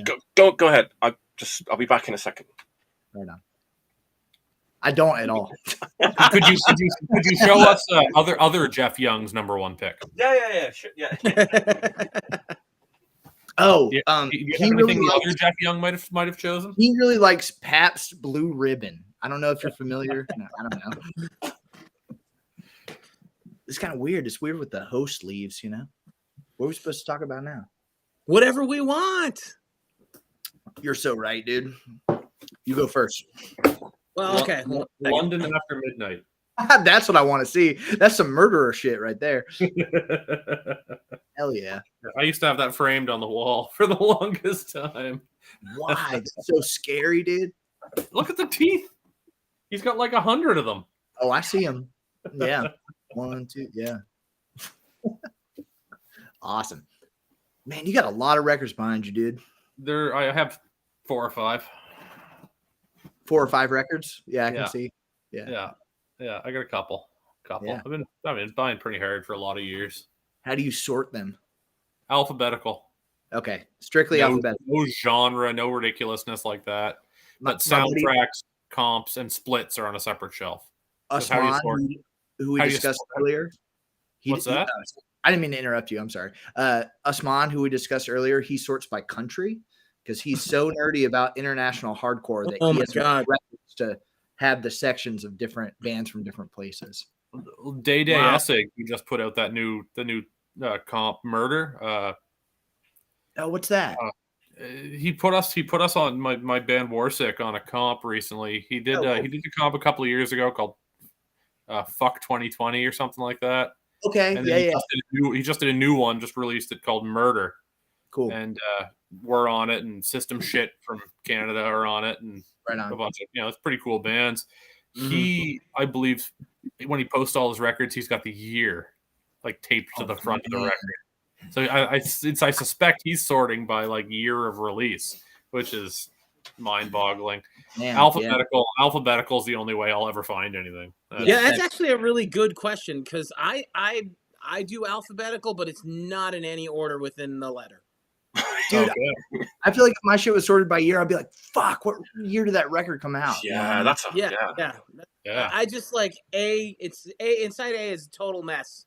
Inside B is a total mess. Like I just have certain things clumped together, and I know, like literally like which inch or so has the bastard record in it. You know what I mean? Because I've just been putting it back in the same spot, but it's Right. not. Yeah, I can't imagine putting that kind of effort into it. I can't. Right. God bless the people that do. I can't do it. Once you get it done once, it's not so bad. Yeah. Right. Because once you get it done once the first time, then it's pretty easy to maintain beyond that. You know? Right. My whole I don't shit even want to bother. This right here, that's my 2-file. It's been 2-filed for like years now. Yeah, I have the same thing. Yeah. This Yeah. right here is the file, and I've got another 2-file over there because I don't even have any room over here anymore. Right.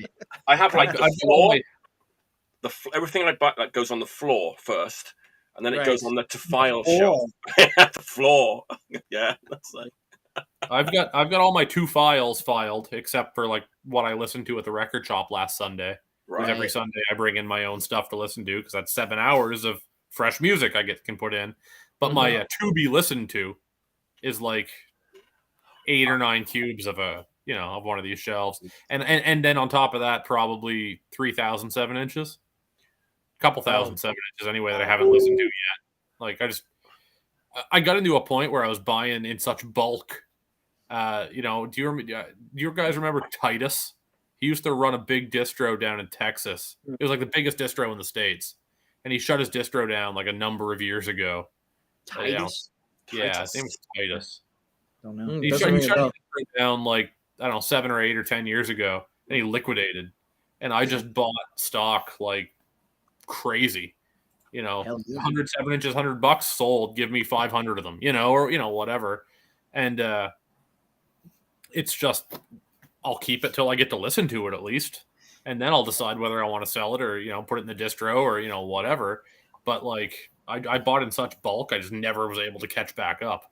Right. Do you guys get a little bit sad when you like file something very quickly? It's like, this record it kind of sucks. I'm just gonna file it. I'm probably not gonna listen to this.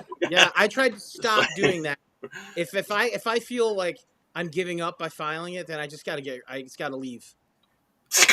That's a step I need to start taking a little more. Yeah. Well, I don't have any records that suck, though. You know what I mean? See, I'm a bit of a completist, like when it comes to that kind of stuff. Like, if the band did 10 records and 5 of them are great and 3 of them are okay and a couple are just fucking terrible, I still need those terrible. You still gotta have them. I'm with you. I'm with you on that. I like to complete the block, like I like to have, this is all of their LPs and boom, done,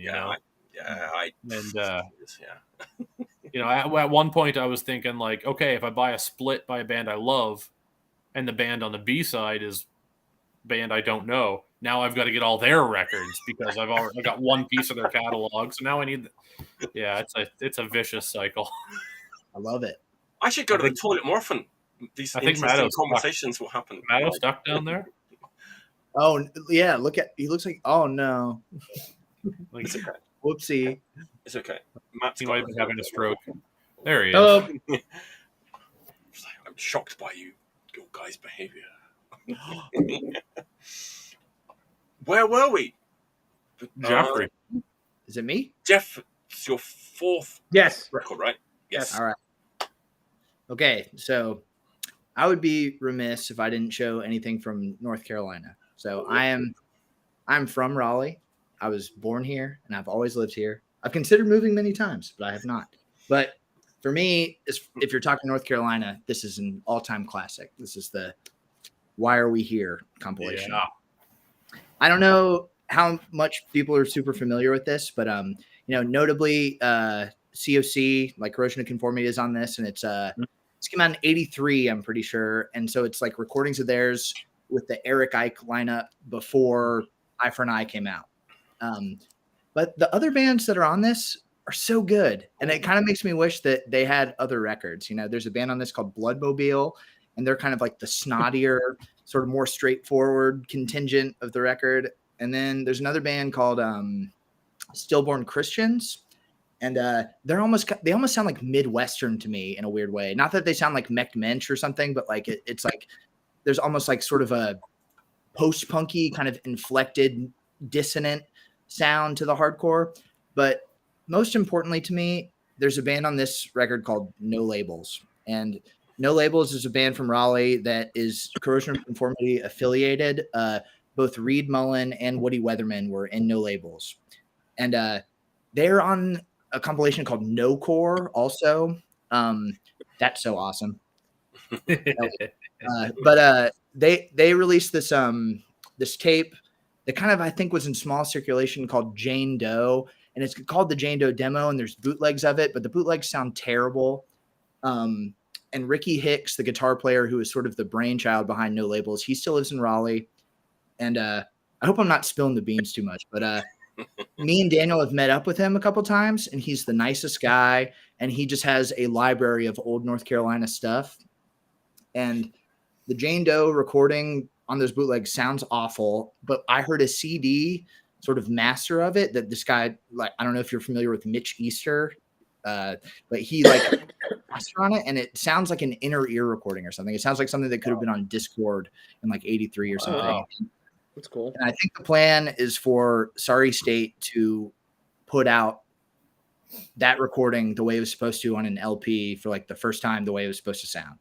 And I just, and it's really special to me because, like, being from here and stuff, I feel like it's almost like a missing piece of the puzzle, you know? It's almost like COC was like the little brother band that ended up going crossover and then blowing up, right? But No Labels really is kind of like North Carolina's first hardcore band.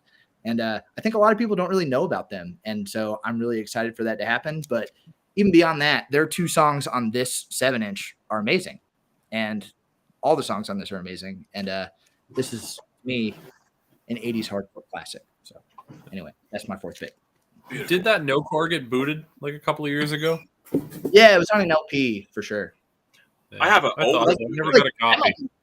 That might be 20 years ago now or something. Yeah, I have that. That's an old bootleg of that. Yeah, Okay. yeah. I have that. I carried copies of that 7-inch when it came out. But Oh, the Why Are We Here one? yeah. Yeah. It was reissued by this like record store in town. And it's kind of funny that they did the reissue, you know, because they're not really like a punk record store, but like it's cool that it was reissued. You know? Yeah. There was Anyway. dollars to be had. Maybe. I don't know how many people are, you know, I don't know, trying to spend all their money on like old North Carolina punk 7-inches, but yeah. But All right. Yeah, it's cool. I've heard some of those tracks. I have a friend who lived in North Carolina for quite a long time. He lived there several different times. Cool. And he had played me some of those tracks, and I was like, "Oh, that stuff sounds great." But I was never able to find that anywhere around here. Yeah, you know, it like to me it just fits right in with like other stuff, and it's like on par with it, you know. And like maybe that's my bias coming through a little bit, but it's just like I just get excited talking about it because it's like where I'm Right. from. Yeah. No. It's get that. Cool. Hell yeah. All right, Matto. Okay. Fourth So this record is an absolute classic for me. It is one of my favorite punk records. To me, it's like,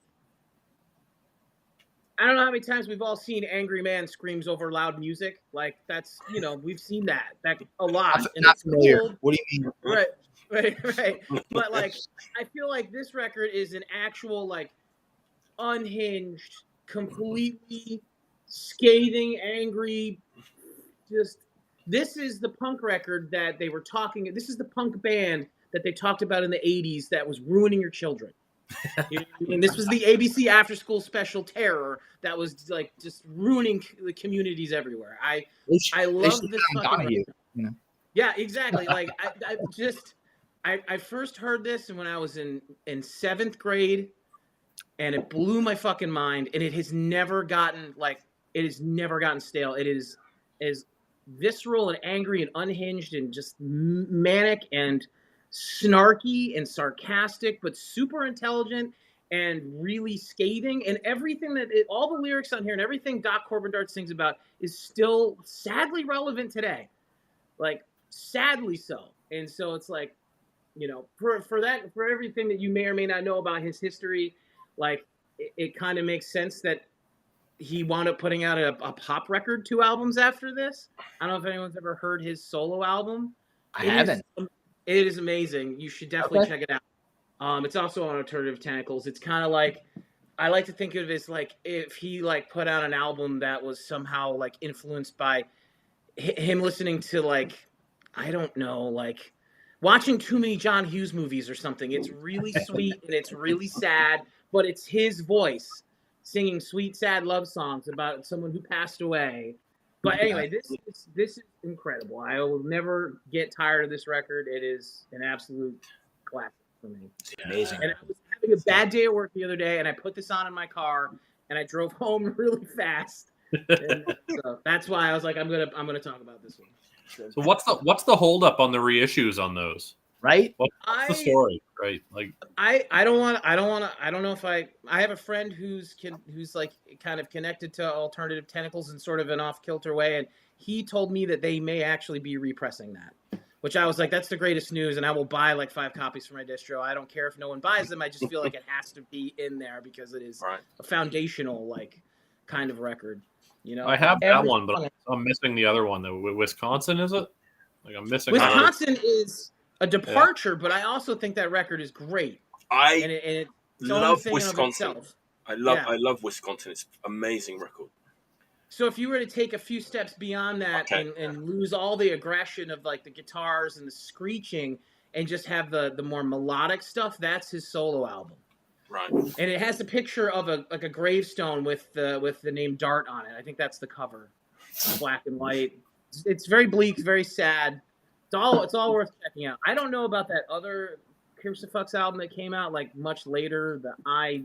I still not heard that one to this day. Yeah. I listened to it once and I was like, it did nothing for me. So I was at a place where I was like, I'm not going to bother with it. That was being really punk, but maybe it's cool now. You know, maybe I could go back. If things hit you when they hit you, it didn't hit me at the time, but this still hits me over the head every day. Me too. I remember hearing that for the first time on a tape and just being Jesus Christ. What the hell is this? It's like I'd not heard anything like it. You know, amazing, amazing. Every song is absolutely spot on. I want to say I got my copy of that record at the record shop I work at. A dude came in and sold some stuff, and I think like I'm trying to remember it by a couple of records. You can clearly see that behind me. But I want to say I got that, the NOTA LP, and the Cleanse the Bacteria bench, all in like one scoop from a dude that brought stuff into the store. It's like that's a hefty right there. Absolute killers. You know what a ridiculous score. Yeah, that's a 3-scoop cone right there. You cleaned up. Yeah. All right, it's the last round. I'm going to skip through this one. Really, this is another one that I showed last week. We had a 20-minute conversation about this record last week. Oh man. Yeah, we got pretty deep on it, so I'm just going to show it and just say to everyone, if you like this band, buy this record. If you like this band, it's the new Church of Misery record. Oh, cool. If you like Church of Misery, go out and buy it. I don't think we need to talk about Church of Misery, even though like the last week's conversation is buried somewhere. We talked about this record for 20 minutes last week, so it's amazing. Church of Misery, born under a mad sign, Rise Above Records, just came out. If you're a Church of Misery fan, check it out. So instead of that record, I'm going to talk about this record. I've been listening to this guy. We talked about that. Like I said, we like 20 minutes last week. We went deep into this record like last week, but nobody saw it. Just the four of us. But, I've been listening to this guy or band a lot recently. Swedish guy. He's like a huge like pop star, I guess, now in Sweden. But like he started off in like the Dead Ones and like the Vicious, the Massive Harry. Now he's a kind of solo artist, but like his first little run of like solo records are just really, really great, like dark pop music. I'm going to show like the first 12-inch EP, Hurula. Or Robert Hurula from, Mass Hysteria, The Vicious, Regulations, all those great Swedish bands. Just took a left turn, but it's not that much of a left turn when you think about like Mass Hysteria. He just took the more pop side of Mass Hysteria and like expanded that and made these just amazing like dark pop songs. And I love these early records. I guess that's him on the cover, right? Yeah. There you go. Yeah, I mean they're not poppy per se. It is still definitely weird and alternative, and It's just great songwriting, though. Yeah. You know, Thanks for saying that. Yeah. That's where the strength really lies. I think it's not necessarily that it's super poppy, but the songwriting is super strong and catchy. And you can kind of tell why he got big as a solo artist in Sweden. But, was it like Universal Records Sweden? Something I was like going to say that that's major great. label. That's funny. Is it really? Yeah, well, it's funny because it came out on Universal in Sweden, with Madonna and blah blah blah. But it came out on Deranged. It came out on Deranged Records as well at the same time. In Canada. So, yeah. So that always makes me laugh when I see that. It's like Deranged Records and Universal Music. Came out on the same time. Obviously. Hopefully, Deranged got a little bit of the royalties on the Universal sales. You know, right? No, I doubt it. Probably not. Yeah, I haven't Deranged defunct at this point. So. Oh, okay. Yeah, I haven't gone beyond this one and the first LP and the second LP, so I don't know what lies ahead. But this one and those first two records are just such beautiful records. Really well done. Great songs. That might be all I have too. I might just have three. My 12 gut inches. instinct is telling me I don't need to go any further.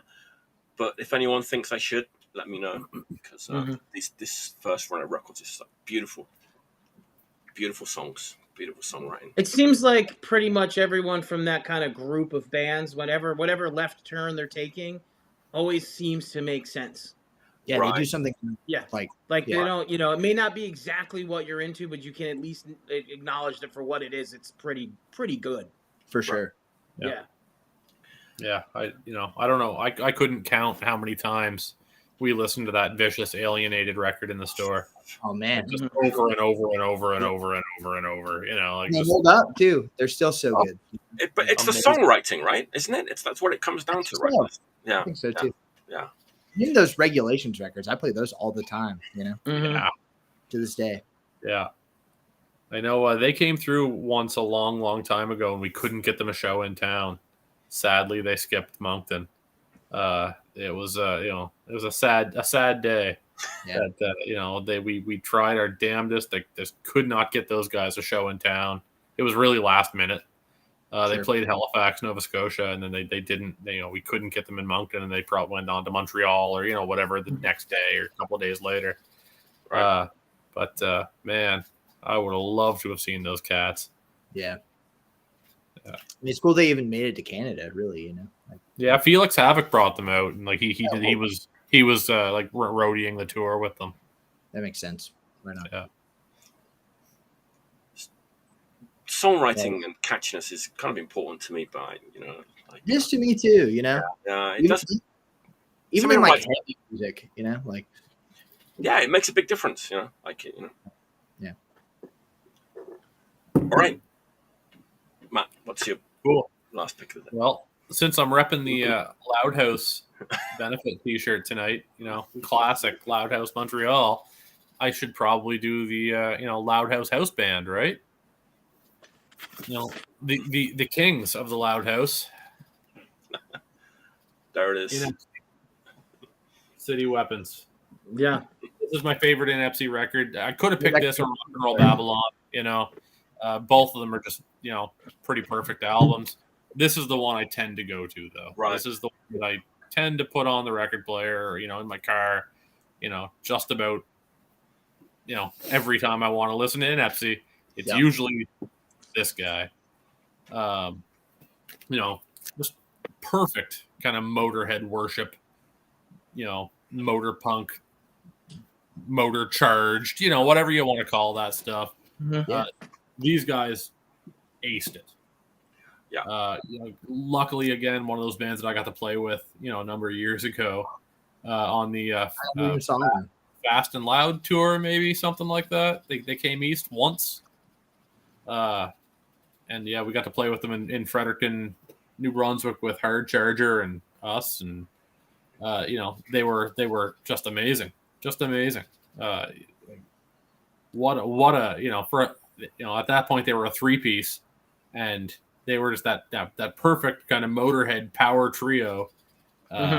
Unstoppable. Just the whole set. It was like a turbine, just picked up and picked up and picked up more all the way through that set. They just absolutely crushed it.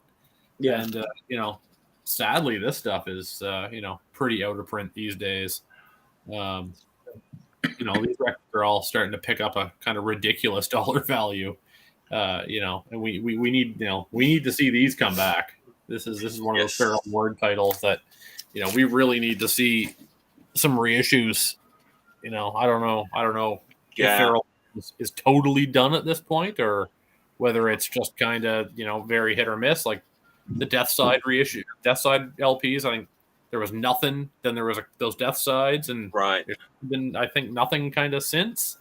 But I'd love to see I've heard a few things, but I don't want to kind of speak out of turn about what Yannick's up to. But you're right. I think those records do need to be repressed for a whole new generation of people that may. And Yannick was a Montreal guy too, right? Originally, so I think he grew up with all those cats. Like Channy's doing the Pill sessions now, doing like a kind of a tape label where they're getting bands in to do like almost like a Peel sessions type idea. Bands are going into his studio and recording like a kind of a live session thing. And that's cool.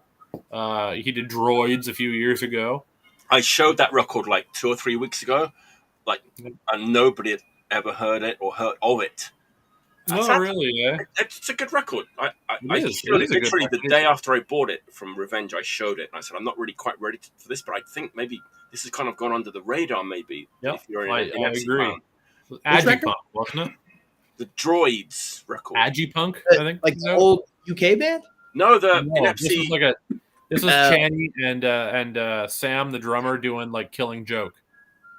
Okay, I've heard that. Post-punk kind of stuff. And then more recently they did a split 12-inch Mode Alarm with Solitude, and Solitude was Pask from Droids and Janik from After the Bombs and Parasites and whatnot, doing kind of a gothy dark punk. And then Shani's band on the other side doing like a gothic kind of punk thing. And that came out on Pandemics Records, which is the Pills Sessions kind of sub-label. Okay. But he's, somewhat still active. And then JP was doing Run State tapes. That was JP Hearst. And Sam, the drummer, I haven't, seen that guy in a while. When I went to Ottawa and Montreal, we'd always see him, but I haven't been up that way in quite some time. I'm not really sure what he's up to these days. But and then I guess Steve Bennett would have been playing on that stuff. And Steve passed away about a year ago, I guess now. That was a pretty big hit to the Montreal scene. Steve was he's been around a long time. That dude was one of those faces in the crowd that you always saw whenever you went to Montreal. But, sorry to hear that. Yeah. Inepsy. Sorry, go ahead, man. No. Inepsy, just amazing. Canadian Motorhead worship. Not to kind of go back to the kind of sad note that you just brought out with Steve and everything, but actually on the back of the Frozen Soul record, it's dedicated to all the people who passed away in Texas, because there was a lot of them in that 2-year period.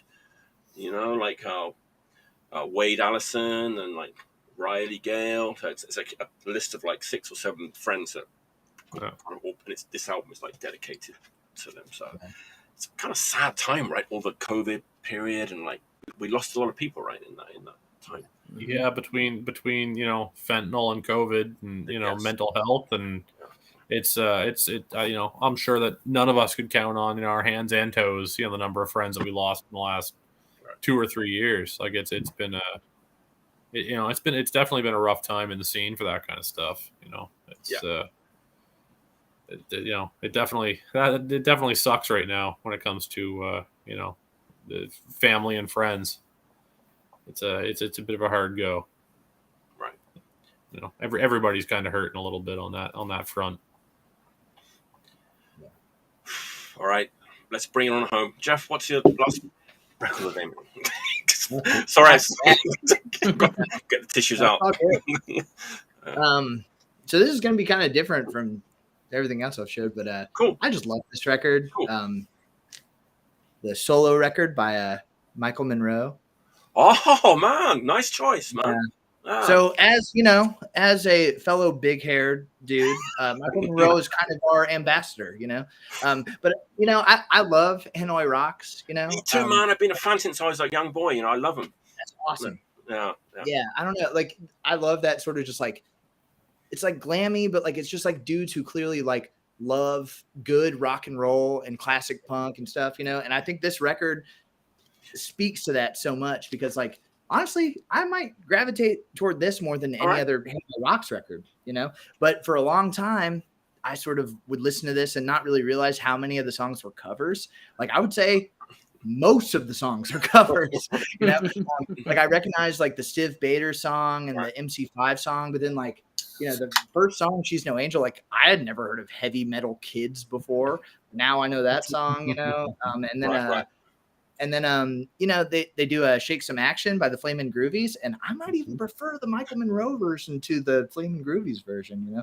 And I just throw this record on all the time because it's just so good, man. It just like feels like a record by a dude who like, it's almost like a love letter to just like good songs, you know. And it's like, it just kicks ass, you know. And this is my Japanese press with the Obi. I was gonna mention that. I was a bit jealous of that. But yeah, I love this record. Like, this might even still be like kind of a cheap record to find, even like in Japan, maybe too. Yeah, I don't have it, but why don't I have it? Why don't you have it? You should, if you like Halo Rock so much. Yeah, I know. I'm familiar with it. I've listened to it on online and stuff. But yeah, but it's it's just one of those records I listen to it all the way through, and like I don't even think about that it's like other people's songs. I don't know if that was like the whole deal. He like left Hanoi Rocks and like made a record and like was just trying to get a bunch of songs like on his record that he could record really quickly with whatever the backing band was, but they just kick ass. Like the production's great. They just like knock the songs out of the park. Fucking great.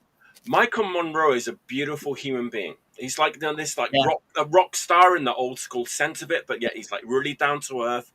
He plays everywhere. He'll like play small shows. He's like still going at it. He still plays like with all his heart and soul.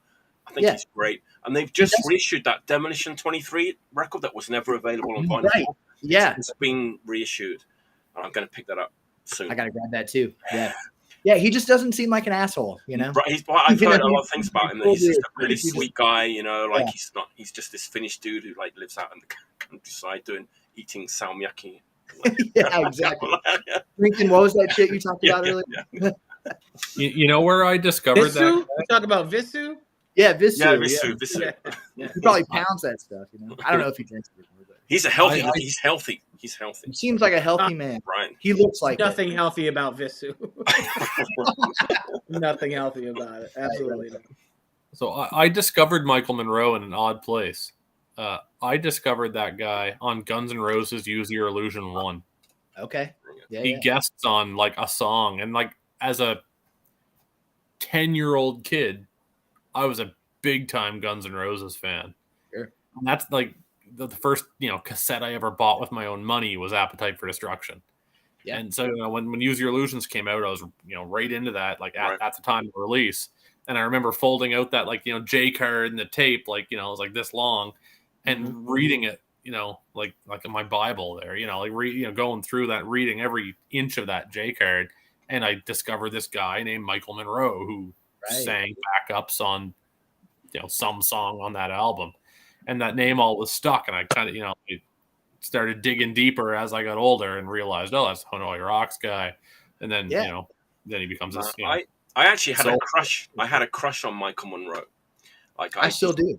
I like, because I was like a heavy metal kid who kind of got into like anarcho punk, and then I somehow like found that like Back to Mystery City Hanoi Rocks record and like flipped it over and like, how cool does that band look on that back photo on that? And I was like, Jesus, I want to look like those guys. I want to look like those guys, and I was just trying, and I just could not look like those guys, obviously. But as a 16, nobody. Yeah. Michael Monroe is king. He's the king of rock and roll. I love him. Is. Also, Guns N' Roses, like, I don't even care. I still love that record. And Duff McKagan, his punk bands from like before he moved to Seattle. Ooh. The Veins, dude. Yes. Fucking nicotine. Yeah. Do you like that? Have you heard that Living record? Yeah, I picked up a copy. That's what I've been trying to find, and I can't find it. Man, that record is so good, man. I can't believe you want a copy, Mike? I think I can get you a copy of that. Thanks, man. It's the same record on both sides. It's 7 songs on an LP. And like you flip it over, it's the same record. Right. Oh wow, that's cool. Yeah. I can't think of a record that I've ever seen that's just, like that. COC They're technocracy. single-sided, but you can just keep right, looking. right. That's cool. Yeah. Talking North Carolina. There we go. What's that? Technocracy. Double A Oh. side. Come on now. That was double A sided. Yeah. Yep. That might be the first thing I ever discovered that was like that double A side 12-inch was Technocracy. Like Right. That makes sense. Yeah. Great record. Yeah. Right. Ooh, I love all the COC talk tonight. Yeah. That's great. Yeah. It's been a great time. Matt, what's your last record of the day? Close it out, Matt. Close it out. Bring it on. I just got this like 2 days ago. The new Sweep. Oh, there we go. That's it. It's so far it's really, really, really good. I've listened to it like 12 times already. It doesn't have like quite the like simplistic, like more kind of minimalist recording. It's a little bit more elaborate recording wise. But it's still got all the things you liked about that first record. You know, the plinky guitars and the super melodic bass lines and the fizzy little synth parts, and it's dark, it's poppy. Is you dark and poppy and angular? It's got all that, all the shit for me. So yeah, I'm really, really enjoying this new record. I know it's going to be super hyped, but it probably deserves all the accolades because it's very good. I don't know if you can see it. I got the first record. Just look at that. Nice. I never heard of mine. It was Scoots who came on the show and he showed it, and I found a copy just 2 weeks ago.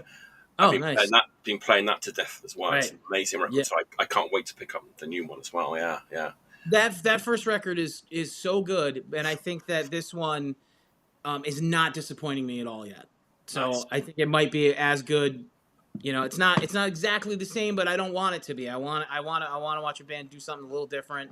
That, you know, maybe there's going to be some people that complain that it's not as like minimalist like recording or whatever, but I don't think it's a distraction the way it's recorded. I think it only adds to it. So, and they're touring apparently. I just saw that they're going to be playing in Toronto in like August, I think. So I'm excited about that.